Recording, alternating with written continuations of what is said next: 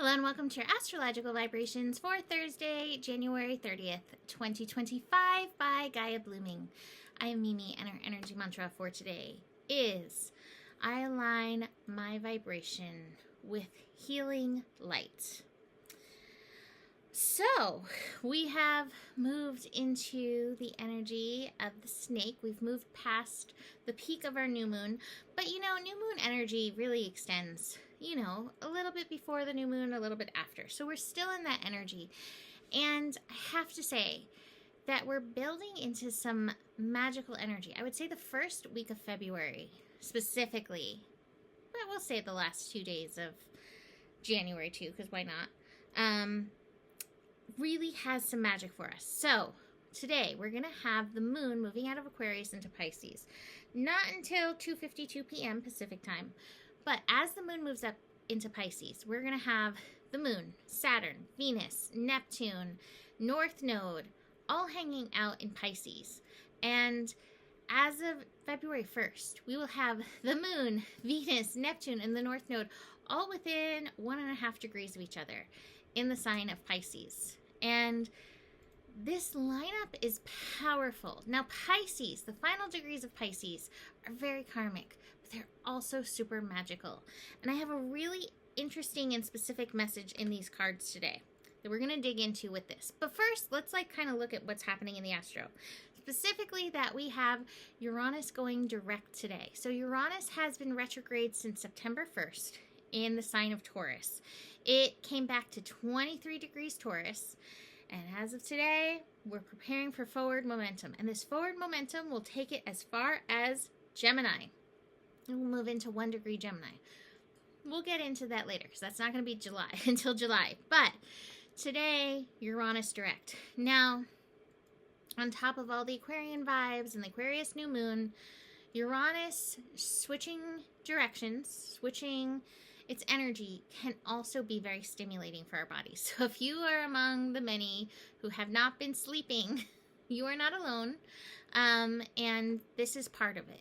I think that's actually one of the biggest things that we can feel when Uranus stations is the sleeplessness and some frenetic energy. But it's just increased by all of the Aquarius coming in.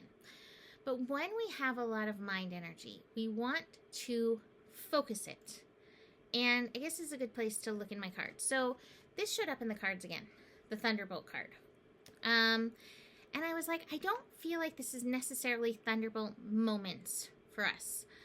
It feels more like it's Thunderbolt energy that we're carrying. And I asked the cards, what is this? And I got the mind. And this makes sense because the last several years have been Thunderbolt moment after Thunderbolt moment after Thunderbolt moment. And I think all of us, for the most part, from one extent to another, or from, one reason to another, have kind of some feeling is the other shoe going to drop? Is the other shoe going to fall? We're holding hostage our Thunderbolt experiences as evidence for when and why we may get another Thunderbolt moment. And so, to me, the universe is reminding us, you're carrying the Thunderbolt in your vibration. Can you release the Thunderbolt? Can you release the fear? I do feel like we have had an agenda of fear pumped into the airwaves. And whether we're conscious of it or not, we've been picking it up. And so this energy, especially as we move into divinely anointed Pisces energy with all of these planets together, is to remember our power of being co-creators. And that Thunderbolt moments are going to happen from time to time. It is part of the spinning of the wheel, the up and the down. We have things that we judge as good as happening. We have things that we judge as bad happening. This is life, the ups and downs. But we have to stop carrying around the fear of the Thunderbolt around the corner, the fear of the Thunderbolt dropping with the shoe, the fear of these acts of God, these tragedies, and come back to our creative, dreamer, trusting selves. And so that's what I was kind of getting. Now, there's other cards, of course, in here, but I like the Thunderbolt specifically. I was like, there's a message here. This keeps showing up. Like, what is it? Because, again, while some of you may be experiencing thunderbolts, minor thunderbolts, this feels bigger. And it is bigger because we're co-creating these bigger thunderbolts that we don't have to be feeding energy into. So keep that in mind. And this is part of, I think, this Uranus energy, this Pisces energy, and even, I said the Uranus energy. I meant to say the Aquarius energy, the Pisces energy, but also Uranus going direct in Taurus, which is bringing change. And all of us who have Taurus within are like, I'm a little scared of what this change is going to look like and feel like. And that fear can make things that are not so big into thunderbolt moments. So just be aware of this and see how you can bless and pray and shift and align and trust in God's spirit universe. I think that's one of my cards. It is. Trust in your participation of this with the divine. So, okay, so let's look at the astro unfolding.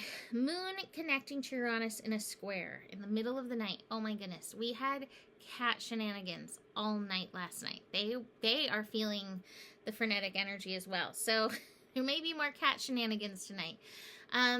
It's always interesting what energy, though, aligns when a planet goes direct or retrograde. So with this planet going direct, here's a square to the moon in Aquarius. And the moon in Aquarius is like, can you envision a bright and beautiful future?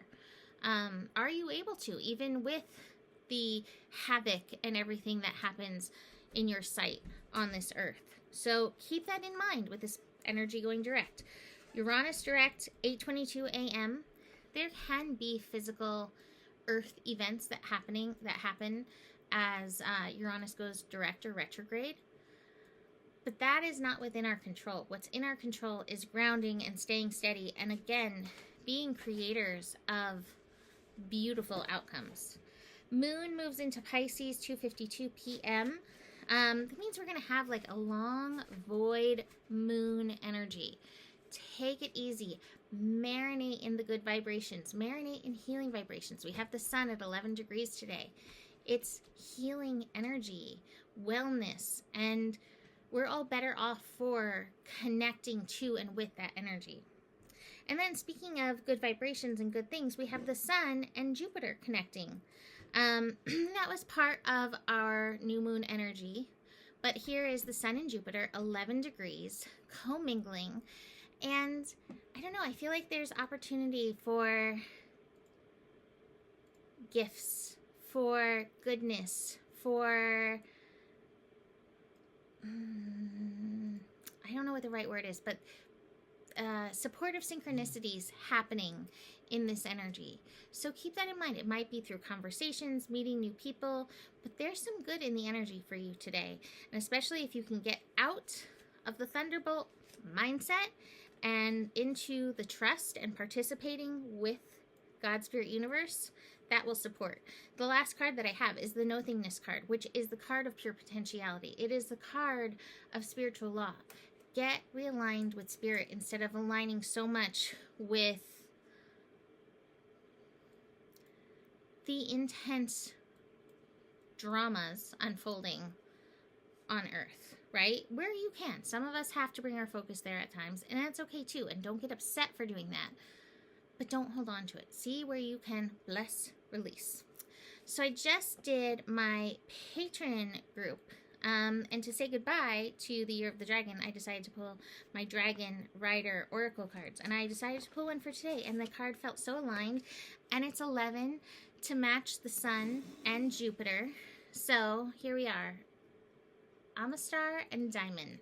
It says, Amistar has spoken. Come to me in the temple of eternal purity, and let me fill your view of the future with a rosy light. How perfect is that? So, the background information. Amistar is a white priestess from the elven people who lives and serves in the temple of eternal purity. She is wise, friendly, gentle, and always ready to teach us. And her message is, I have been a priestess in the temple of eternal purity for more than 18,000 years. This temple lies far from your world, but nevertheless is not inaccessible to you. Your dragon can bring you to me, or you can come to me through meditation. Enter the temple where the energy will purify you. However, what you need now more than anything is a friend who understands you and really listens. A friend who will lovingly guide you in the right direction. And I am ready. Since the creation of her soul, Amistar has been connected with the dragon Diamond, a female dragon of eternal purity and clarity. And the message from Diamond is, I am the dragon energy that has accompanied Amistar since the beginning of time, but I am also the temple of eternal purity. I am also the temple of eternal purity. Okay. Together, Amistar and I allow our magic, our divine being, to flow into the temple and flourish there, for you and for all those who make their way to us. Do not be afraid, but trust you will find us. The way has been opened and prepared for you. Come to us. We are the friends who will tell you the truth so you can resonate in divine order at every level, because this is the foundation of a happy life. So that felt beautiful and aligned and supportive as we exit the year of the dragon and slither into the year of the snake, but we can still utilize dragon energy. So I'm going to leave that there for today. You can book a reading with me. Email me, mimiclark@gmail.com. And the better it gets, the better it gets. There's more than enough love in the world for you. You have the power, and remember who you are. Oh, I forgot. It's not remember who you are. Well, yes, always remember who you are, right? But may your guiding light be strong, and know that you can trust your journey. You can trust your journey. You can trust this process unfolding. I think this is where we need to always remember that you are, I am, we are together the solution. Namaste.